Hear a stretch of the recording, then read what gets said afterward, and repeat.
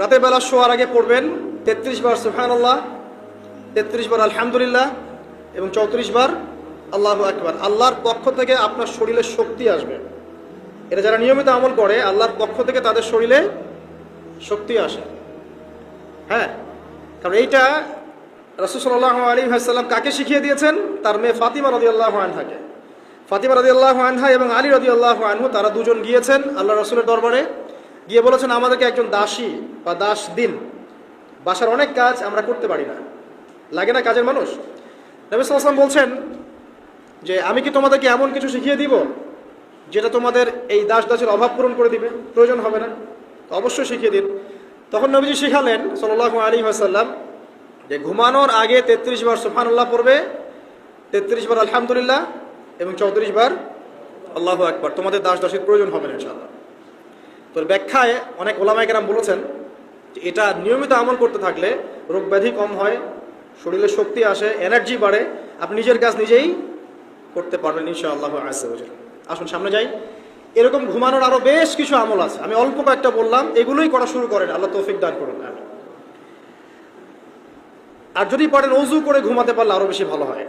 এবার আপনি ঘুমাচ্ছেন ডান কাত হয়ে, কি পড়বেন এই সময়? আল্লাহুম্মা বিসমিকা আমুতু ওয়া আহইয়া, আলহামদুলিল্লাহ, দোয়া সবার মুখস্থ আছে। এবার ঘুমান। এই যে ঘুমাচ্ছেন আপনি 3 ঘন্টা বা 4.5 ঘন্টা বা 6 ঘন্টা, আপনার এই পুরো ঘুমটা হবে ইবাদত ইনশাআল্লাহ তাআলা। এবং পবিত্র অবস্থায় ঘুমানোর অভ্যাস করতে থাকলে আল্লাহর পক্ষ থেকে আপনি সত্য স্বপ্ন দেখতে পারেন। এখনকার সায়েন্স এগুলা বিশ্বাস করে না, আর এই সায়েন্স কিনে আমার কোনো মাথা ব্যথাও নাই, কারণ এই আজকে একটা কথা বলে কালকে একটা কথা বলে, ঠিক আছে? তো আল্লাহর পক্ষ থেকে আপনি সত্য স্বপ্ন দেখতে পারেন। ইউসুফ আলাইহিস সালাম জেলখানায় বন্দী, সূরা ইউসুফ পড়ে দেখেন, তখন কয়েদিদের মধ্যে 2 জন স্বপ্ন দেখেছে। একজন স্বপ্ন দেখছে তার মাথার উপরে রুটি, উপর থেকে পাখি এটা ঠোকরে কি করছে, খেয়ে নিয়ে চলে যাচ্ছে।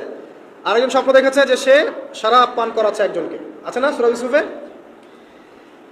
তো ইউসুফ আলাইহিস সালাম বললেন যে যার মাথা থেকে পাখি ঠোকরায় খেয়ে নিচ্ছে খাবার, তাকে শুলদণ্ড দেওয়া হবে, আর যে শরাব পান করাচ্ছে সে অতি শীঘ্রই মুক্ত হয়ে যাবে, জেল থেকে ছাড়া পেয়ে যাবে। কয়দিন পর তাই হলো। এই যে স্বপ্ন যারা দেখেছে এরা কি মুসলিম? এই স্বপ্ন যারা দেখেছে এরা কিন্তু মুসলিম না। ইউসুফ আলাইহিস সালাম মুসলিম, তিনি আল্লাহর নবী, তিনি স্বপ্নের ব্যাখ্যা করছেন, কিন্তু এখানে একজন অমুসলিমের স্বপ্ন সত্য হয়েছে। একজন অমুসলিমকে আল্লাহ পাক স্বপ্ন দেখাতে পারেন, দলিল আছে কোরআনে।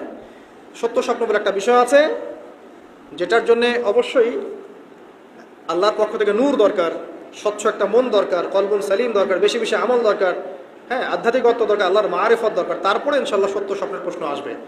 সারাদিন টিভি দেখে, গান শুনে, সিরিয়াল দেখে, গালিগালাজ করে, গীবত তহমত করে, খোঁচাখুচি করে, চুলাচুলি করে, এদের সাথে সত্য স্বপ্নের কি সম্পর্ক?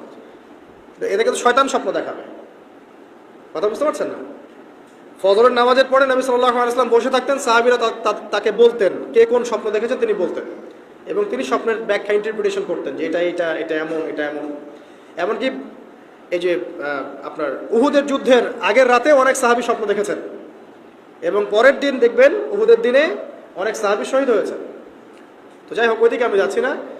তো এই যে ঘুমটা আপনি ঘুমাচ্ছেন, ইনশাআল্লাহ আপনার ঘুমটা কি হচ্ছে? ইবাদত হচ্ছে না? আলহামদুলিল্লাহ। আলেম যারা, তাদের ঘুমও ইবাদত। যারা এই যে মুসলিম, মুমিন, মুত্তাকি, আলেম, তাদের ঘুমগুলো কি ইবাদত।